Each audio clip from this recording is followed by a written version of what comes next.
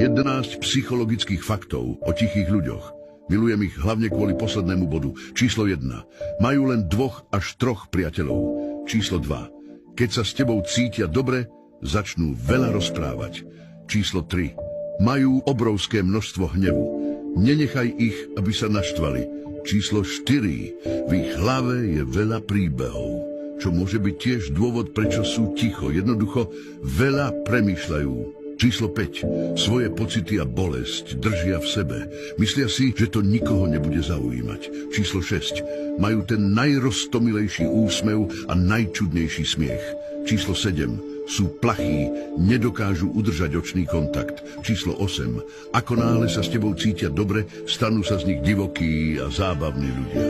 Číslo 9. Vo väčšine situácií sú najpozornejší. Číslo 10. Sú to ľudia, ktorí ako poslední žiadajú niekoho o pomoc.